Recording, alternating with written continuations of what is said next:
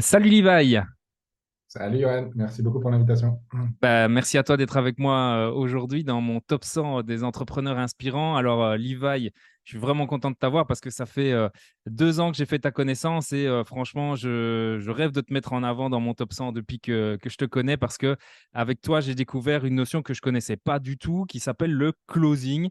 Et donc le closing, aujourd'hui, il y a de plus en plus de gens qui en parlent. Ça commence à revenir à devenir un peu tendance, mais bon, il y a 2 ans, moi, quand j'ai découvert, je connaissais pas. Et je trouve que tu as vraiment une approche qui est hyper intéressante là-dessus. Et on va en discuter aujourd'hui du closing. On va expliquer ce que c'est exactement. On va expliquer certaines méthodes. Et pour ceux qui Mhm. resteront avec nous jusqu'au bout, il y aura également un cadeau avec énormément de valeur que tu vas nous faire à la fin de cette interview. Donc restez bien avec nous. Et pour bien démarrer, pour bien commencer, je vais te poser la question, Levi. Qui es-tu? C'est quoi ton histoire? Alors, long story short, originaire de la Nouvelle-Calédonie, j'ai étudié en Nouvelle-Calédonie, je suis parti vivre 12 ans au Québec, j'ai étudié là-bas, j'ai fait un cursus d'ingénieur, je suis devenu ingénieur. Et là, un petit peu dans cet élan de, ah oui, j'ai un appel de l'entrepreneuriat et j'ai envie de quelque chose de plus grand que de rester dans un mode de salariat. Là, justement, je découvre l'infopreneuriat en ligne, les formations, le coaching, les blogs. Et à ce moment-là, je me dis, ben, en fait, j'ai pas, je ne peux pas lancer un blog, je ne peux pas investir en immobilier, genre, je suis encore à l'école. De quoi est-ce que j'ai besoin? Et en fait, la réponse, c'était, j'ai besoin d'acquérir une compétence. Parce que si j'ai une compétence, je sais que je vais pouvoir me vendre. Et le but, c'est pas de faire des revenus passifs à court terme, c'est d'augmenter ma capacité à générer des revenus à court terme, en fait. Et d'avoir d'argent sur le temps que j'investis. Et donc là, justement, en faisant mes recherches, ben, je suis tombé sur le copywriting, le dropshipping, tout ce genre de compétences En dans ing. l'infoprenariat, en ING, etc., et en I. Et justement, il y avait aussi le closing. Et donc là, dans le closing, il y avait cette approche, comment être proche de l'humain, comment créer des transformations, avoir un impact. Et je t'avoue que ça ne me parlait pas trop, ce côté dropshipping, vendre un peu. Enfin, peut-être que je m'avance trop et je suis vraiment pas un expert, mais vendre un peu de la merde aux gens parce que tu leur pousses quelque chose. C'est pas un truc qui m'appelait, mais il y avait ce côté euh, apporter une vraie transformation à un client et être très bien rémunéré pour ça. Et à la base, c'est genre 10% de commission sur les offres que tu vendais. Et ben ça, c'est quelque chose qui me parlait beaucoup plus, avec le côté relationnel, avec le côté humain. Donc c'est le closing que j'ai choisi. Et du coup, en tant qu'ingénieur encore à ce moment-là, j'ai décidé vraiment de me reconvertir. J'ai donné ma lettre de démission.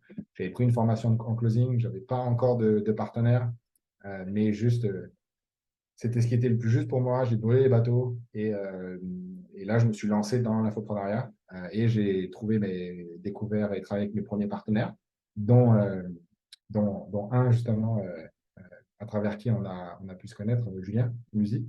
Et en commençant à travailler avec Julien, c'est là que je suis monté un peu en compétence de fil en aiguille, où j'ai closé moi mes propres offres. Et sur les dernières années, j'ai closé pour à peu près, je sais pas, un peu plus de 2 millions pour moi personnellement au téléphone. Et ensuite, gérer, manager nos équipes de vente, aider nos clients à manager leur équipe de vente. Donc là, en équipe, effectivement, on a pu vendre plusieurs millions ensemble. Et je ne sais pas combien est-ce que de millions de clients ont vendu, mais grosso modo, voilà, monter en compétences et jusqu'à devenir partenaire avec Julien sur notre Meetup. Et donc là, récemment, en fait, l'année passée, fin d'année passée, j'ai vraiment senti ce besoin de liberté, exprimer mon propre message. Et c'est pour ça que du coup, j'ai lancé Beyond Closer. Donc là, aujourd'hui, je suis fondateur de Beyond Closer. Et notre mission, c'est justement de voir au-delà du closing et d'aider des coachs, des consultants et des closers euh, à voir le closing comme un véhicule de développement personnel pour, c'est vraiment en devenant des meilleures personnes que ça va te permettre de devenir un meilleur leader et un meilleur closer et pas dans l'autre sens. Et donc, nous, ce dont on croit, c'est que c'est nos propres limites qui nous empêchent de communiquer avec notre interlocuteur et là, en l'occurrence, notre prospect. Et donc, on va beaucoup travailler sur l'aspect mindset de qu'est-ce qui peut limiter euh, toi, ta perception de closer quand es confronté à certains types de prospects et à quoi est-ce que ça te renvoie personnellement, comment est-ce que tu peux dépasser ça pour être plus centré, aligné et présent les prochaines fois que tu vas avoir ce genre de conversation. Alors, le closing, justement, j'ai envie de dire, ça, c'est la dernière partie, c'est la partie finale de la vente. Donc, il y a eu tout un parcours du client avant ça. Euh, Ouais.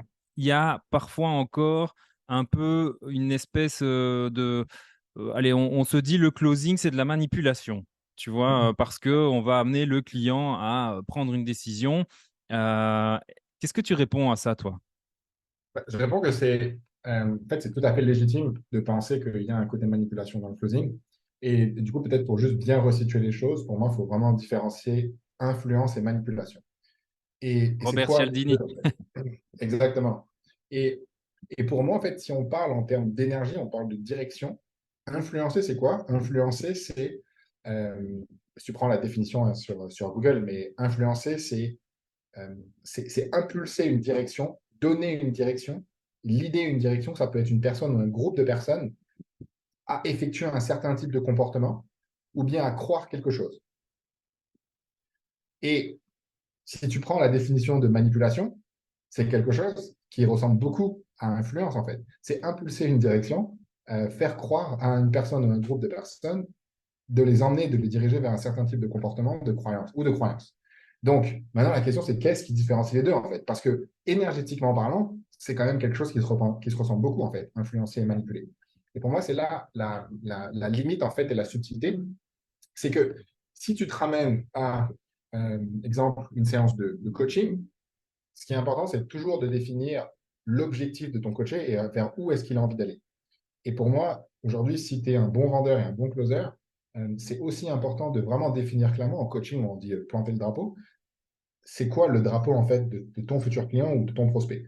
Et quand tu influences, quand tu sers, quand tu es au service de la personne, tu vas t'assurer que déjà, un, son objectif est bien défini, et écologique et authentique, et deux, tu vas aider ton client à avancer vers son objectif si ta solution peut l'aider à avancer vers son objectif.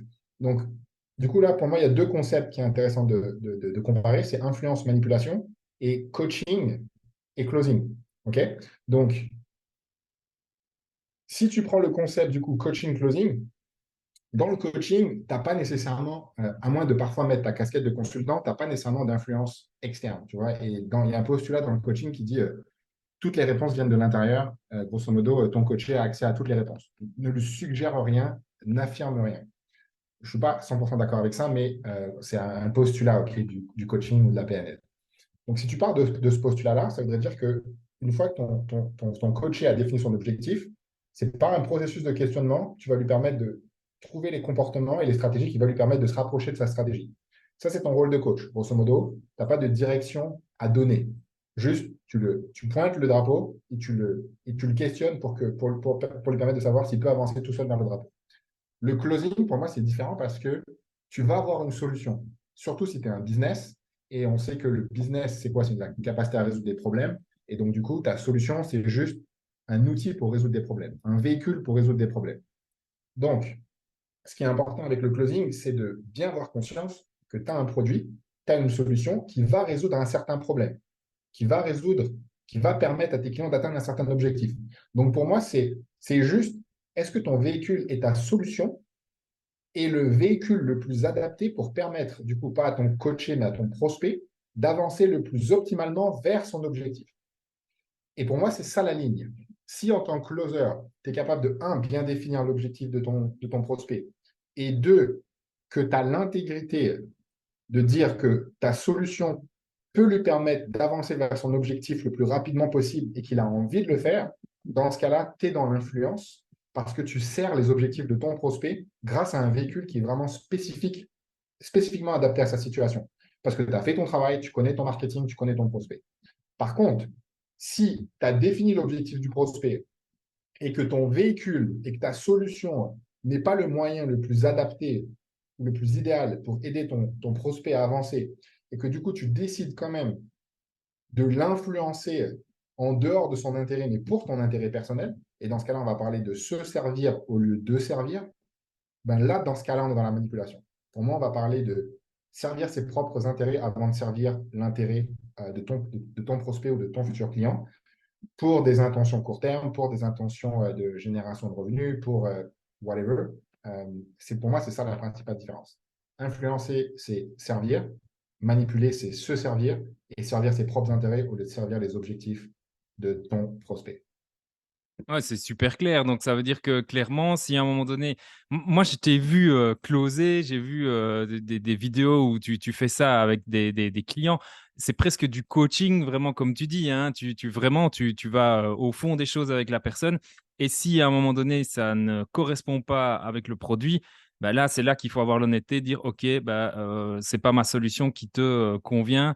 Et donc, je pense que quelque part, il y a ce côté très allez, bienveillant dans le closing et souvent, comme on le rattache à la vente, on n'a pas toujours ce côté bienveillant en tête, alors que c'est clairement ça. Quand Ouais. c'est bien fait, quand c'est bien amené, le closing, c'est un moyen pour ton client de déjà évoluer.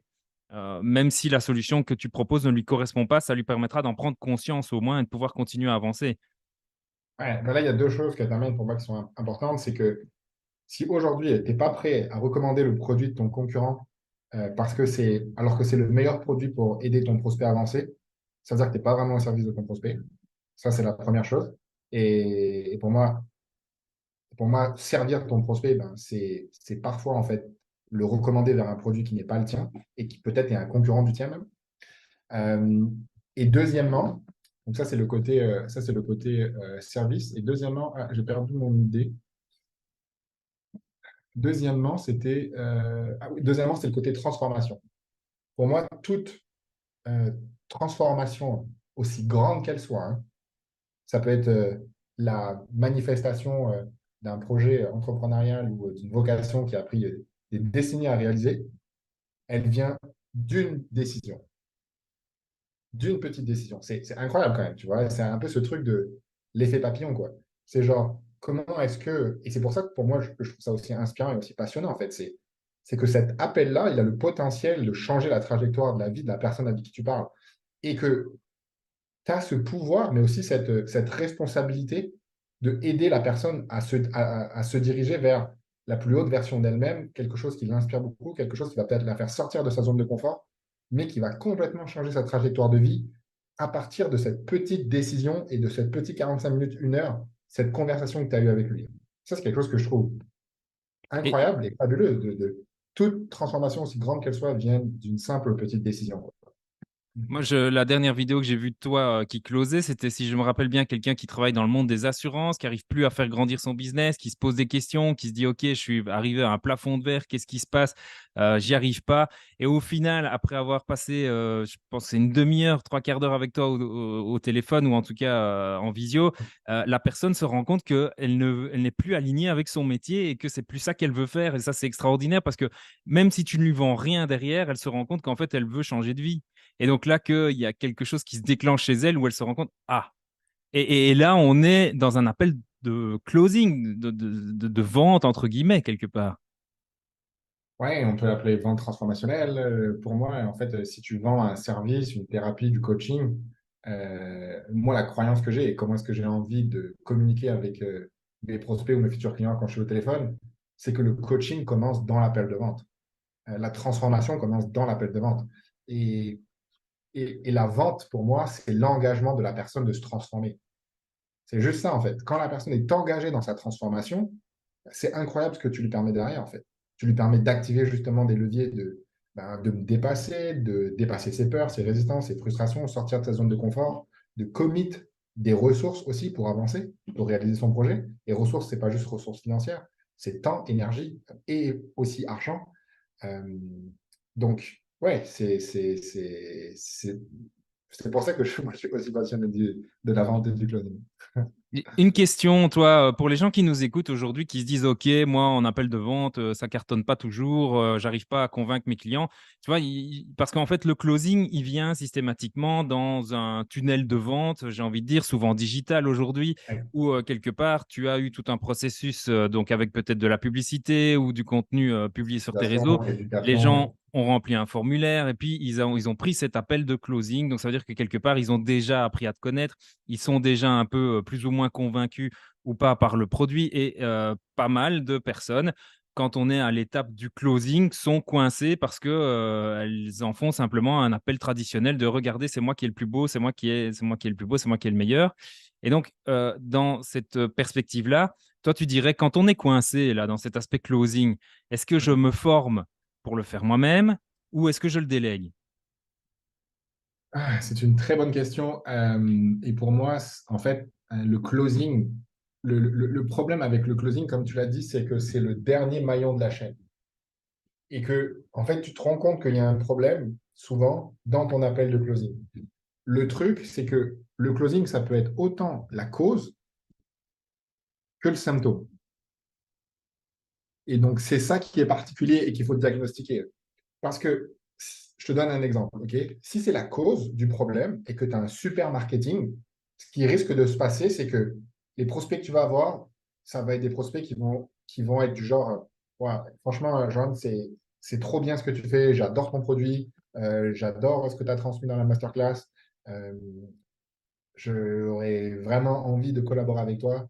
Euh, Comment est-ce que c'est possible? Tu vois, tu as un aspect d'éducation, d'envie qui va déjà être très fort avant ton appel de vente et que peut-être juste ce sera tellement pas bon que le prospect va arriver en appel et qu'il va avoir moins envie d'acheter après avoir parlé avec toi qu'avant en fait.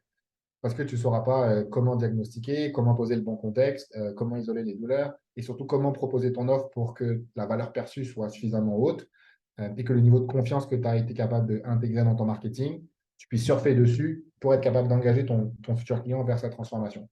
Donc ça pourrait être la cause. Si effectivement c'est la cause que vous avez des appels qualifiés, ou bien des gens qui ont l'air de vouloir acheter ou qui sont au moins intéressés par votre discours et que derrière, vous n'êtes pas capable de convertir parce que la conversation de vente, la manière de présenter l'offre et la valeur perçue démontrée en appel n'est pas suffisamment haute, là, dans ce cas-là, ça peut être la cause. Par contre, ça peut aussi être un symptôme.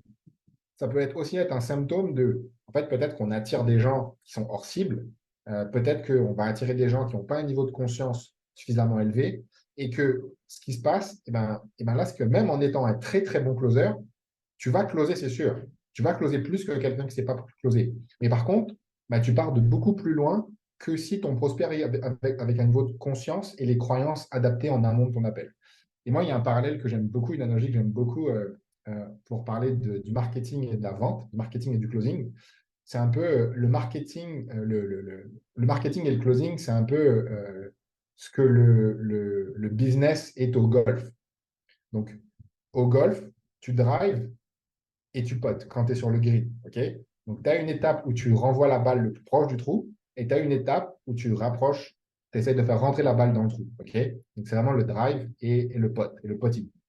Et pour moi, le marketing, c'est un peu comme le drive que tu as au golf et le closing, c'est un peu le potting que tu as au golf. En fait, tu peux être un excellent closer. Si tu as un marketing de merde, il va falloir que tu fasses des potes de 60 mètres à chaque fois que tu prends un appel de vente. Mais du coup, et tu peux être un excellent marketeur, tu vas être super proche du trou. Par contre, si ton closing, c'est de la merde, eh ben, tu ne seras pas capable de rentrer une balle en fait, qui est à 2 mètres du trou parce que tu ne seras pas capable de la mettre au fond. Tu vas la mettre au fond, en fait. Tu vas la mettre au fond de temps en temps, mais il va te manquer un angle. Et du coup, l'objectif pour moi, c'est d'être bon dans les deux, en fait. Tu veux avoir un jeu qui te rapproche du trou suffisamment près, mais en même temps, tu veux être capable d'être clutch et mettre la balle dans le trou quand tu es proche du trou. C'est Génial une analogie que l'exemple, j'aime hein. beaucoup. Excellent, l'exemple avec le golf, ça parle bien, c'est bien, bien clair. Donc, ça veut dire qu'en fait, ça sert à rien de faire du closing si tu n'as pas, comme tu le dis, un bon marketing derrière. Et donc, les deux sont indispensables. Du coup, question, puisque tu parles de Beyond Closer ici, qui est ton offre. Écoute, m'excuse, je te coupe. Pour moi, tu peux faire du closing, mais il faut bien que tu aies conscience que tu vas partir de beaucoup plus loin dans tes appels que si tu avais un bon marketing. D'accord, Donc, ouais, ok. ça Donc, se faut peut que être ça soit vachement doué laborieux, en en fait. closing. Ça se peut que ça soit laborieux, ça se peut que ça soit long, ça se peut que tu aies beaucoup d'éducation, ça se peut que tu aies beaucoup de confiance à intégrer dans tes appels, euh, et que tout ça, c'est du travail qu'il faut que tu répètes encore, encore, encore et encore à chaque fois que tu as des appels si tu n'as pas un bon marketing en amont. Ok. Donc, vraiment, c'est les deux qu'il faut pouvoir peaufiner. Et, ouais. Donc, mais c'est possible, mais c'est plus compliqué, quoi. Exactement. Ouais. Et donc, par rapport à ça, dans ton offre Beyond Closer, là justement, dont on parlait tout à l'heure, à quel niveau tu te positionnes, toi, par exemple? Ouais, merci pour la question. Nous, on est vraiment dans l'approche potting. Donc, on est vraiment des maîtres dans le potting. Et du coup, on assume que si tu es un coach, un consultant, un thérapeute, tu déjà un système d'acquisition organique ou publicitaire qui permet déjà de générer des leads de qualité, au moins un certain volume. Idéalement, tu as déjà même vendu quelques appels, tu as déjà même vendu quelques offres pour au moins avoir une idée que tu es capable de vendre sur ton marché, mais tu n'as pas optimisé ton taux de conversion. Si tu es dans cette situation-là, franchement, pour moi, c'est là que tu as le meilleur retour sur investissement. Le meilleur retour sur investissement si jamais tu as travaillé avec nous, parce que chaque pourcentage de conversion que tu vas gagner, tu vas l'empocher en profit derrière parce que tu vas augmenter drastiquement tes revenus sans rien changer dans ton système, en fait. Et on a vu des clients faire genre x10 juste en améliorant leur taux de conversion sur leur appel de vente. Et pour moi c'est le meilleur ROI que tu peux avoir si tu es dans cette situation-là. Euh, ensuite, euh, ensuite, si justement si tu as un closer, dans ce cas-là, tu n'as pas trop à te poser la question parce que généralement, le travail marketing a été fait en amont. Et si tu as un closer et que tu es dans une situation où tu vas améliorer ton taux de closing, j'espère pour toi que tu es dans un environnement qui a déjà maîtrisé ces aspects-là. Donc là, c'est à toi d'être assez sage et de reconnaître les bonnes opportunités. Est-ce qu'il y a déjà des leads qualifiés? Est-ce qu'il y a déjà un système en place? Euh, Est-ce qu'il y a déjà une offre? Est-ce qu'il y a déjà des résultats et des témoignages clients même, ce qui serait encore mieux? Et comment est-ce que moi, je peux améliorer ma capacité à générer des ventes dans ce goulot d'étranglement spécifique-là, pour mon entrepreneur, mais aussi pour moi en termes de commission. Donc, ça veut dire qu'aujourd'hui, moi, ton client idéal, c'est qui? Ouais, théoriquement, on a deux clients idéaux. On a justement le coach consultant, thérapeute qui a déjà des offres, qui a déjà des leads et qui veut apprendre à mieux les convertir. Déjà un système d'acquisition en place et qui veut apprendre à mieux optimiser pour complètement générer ses revenus. Ça, franchement, c'est nos meilleurs clients et en général, c'est les meilleurs retours sur investissement. Et deuxièmement, c'est les closers en activité. Euh, les closers en activité ou les closers débutants. Les closers débutants, il faut juste qu'ils s'assurent. Au Québec, on dit attache ta tuque. C'est vraiment, il faut juste qu'ils s'assurent d'être prêts parce qu'il va falloir travailler. Euh, il va falloir travailler. Et donc, euh, et donc, le closer qui veut améliorer son taux de commission, son taux de conversion pour augmenter ses revenus. Pareil. Donc on le voit, hein, le closing, c'est vraiment l'étape, une étape importante dans la génération du chiffre d'affaires. Donc clairement, bah, ceux qui veulent faire la partie avant, ils viennent vers moi. Ceux qui veulent faire le closing, ils viennent vers toi. Comme ça, Merci on a, beaucoup. on a les deux parties et on peut vraiment avoir un système complet parce que c'est évidemment comme ça que ça peut fonctionner le mieux aujourd'hui, bah, j'ai envie de dire, avec le monde du digital. Ouais. Levi, moi, j'aime bien dans mes interviews de poser la question aux entrepreneurs qui sont avec nous. Donc, je rappelle, à la fin, tu nous offres deux cadeaux, pas un, mais deux cadeaux. Et avant d'arriver à ça, j'aime bien poser la question à toutes les personnes qui viennent en interview avec moi. C'est quoi Ouais. pour toi aujourd'hui, en tant qu'entrepreneur ou en tant que Levi, dans la vie de famille, etc., peu importe, dans la vie, c'est quoi pour toi trois clés du succès? Ouais. Pour moi, j'adore la question et je trouve la question intéressante et en même temps, je trouve la question,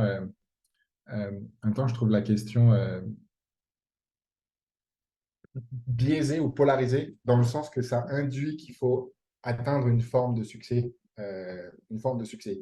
Et C'est pour quoi moi, le du coup, succès alors?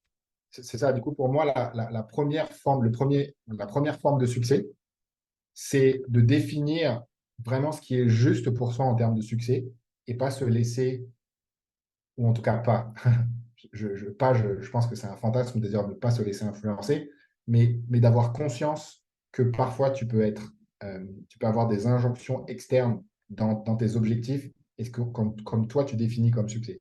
Je donne un exemple, juste très clair. Exemple, moi, cette année, j'ai vraiment lâché l'objectif que j'avais envie de faire des centaines de milliers ou des millions avec mon business.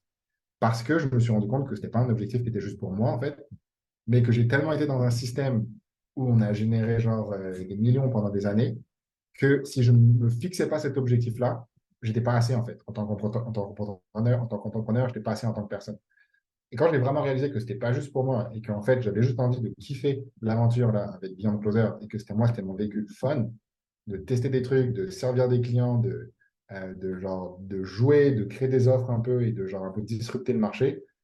Et là, j'ai reconnecté un truc. Ouais, ok, ça m'inspire et là, j'ai envie d'y aller. Donc, et ça, c'est juste dans le business, mais dans toutes les sphères de ta vie, en fait, dans les finances, dans où est-ce que tu vis, dans qui est-ce que tu dois être en tant que personne. Pour moi, c'est être capable de mettre de la conscience sur, OK, est-ce qu'il y a des injonctions externes qui attendent des choses de moi en termes de résultats vers lesquels je dois aller? Et déjà, quand tu es capable de lâcher ça et de revenir à des objectifs authentiques, et ben là, je te dis, OK, là, tu as vraiment atteint une forme de succès qui est juste pour toi. Top. Écoute, c'est marrant que tu expliques ça parce qu'on n'en avait pas parlé avant de préparer l'interview, mais je suis revenu exactement au même positionnement que toi.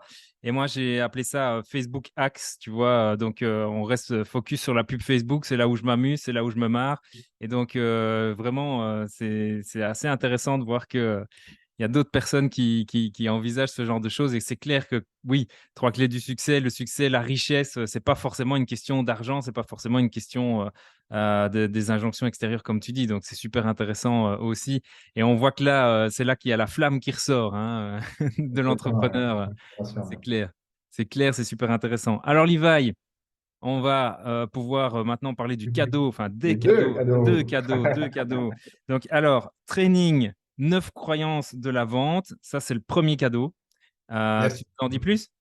Oui, carrément. Pour moi, l'objectif, c'était un peu vous présenter un résumé de tout notre process de vente aujourd'hui, notre système.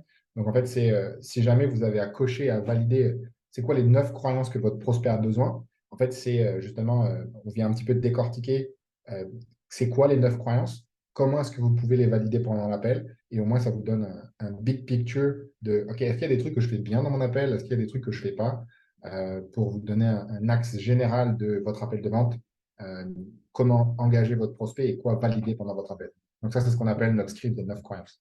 Donc, c'est déjà un truc avec énormément de valeur. Ça veut dire qu'on a déjà eu des appels de vente, on veut les améliorer. Rien qu'avec ça, on peut déjà améliorer son appel de vente. Et alors, l'autre training que tu nous offres, ça s'appelle réduisez votre temps d'appel par deux et augmentez l'engagement de votre futur client. Donc, encore énormément de valeur là-dedans. Hein. Explique-nous un peu. Enfin, le titre dit En fait, tout, mais le but pour moi, c'est que des fois, en fait, on va te donner des trucs très conceptuels qui vont être difficilement appliqués à ta situation. Et là, j'avais envie dans ce training-là de créer un truc très concret. Je pense que tu l'as vu. En fait, le training, c'est tu me vois closer. Tu me vois closer et tu me vois appliquer le processus. Tu me vois créer de l'urgence et de l'engagement intrinsèque chez mon futur client, chez mon prospect, et pas une pression externe. Donc, on vient vraiment connecter à ses objectifs, on vient vraiment valider pourquoi c'est important pour lui, on vient vraiment travailler sur le pourquoi maintenant, qui est aussi très important dans tes appels pour éviter le je veux le faire dans 2 mois, je veux le faire plus tard, c'est pas assez important pour moi aujourd'hui. Et donc, le but, c'était vraiment de pouvoir avoir un exemple concret pour modéliser ensuite avec mon processus de questionnement, avec ma tonalité, et que ça soit 100% applicable. Donc, je pense que c'est les 5 premières croyances qui sont complètement modélisées et complètement euh, montrées dans ce training-là. eh ben, on vous les met en commentaire ici après la vidéo. Donc, n'hésitez pas à les télécharger, à aller voir ces ressources qui seront bien évidemment précieuses et qui vous permettront de voir concrètement ce dont on a parlé aujourd'hui en parlant closing avec Levi. Et évidemment, si derrière ça, vous avez envie d'avancer au niveau closing, je vous conseille vraiment de vous adresser à Levi. Moi, j'ai eu l'occasion de travailler avec toi et franchement, je peux dire que c'est du high level. Levi, un petit mot de la fin? Ouais, juste un gros merci à toi. Franchement, c'était un plaisir de pouvoir partager cette audience avec toi et me donner cette plateforme-là. Donc, juste un gros merci. Eh ben, merci à toi d'avoir accepté d'être avec moi et à bientôt. Ciao, ciao. Ciao.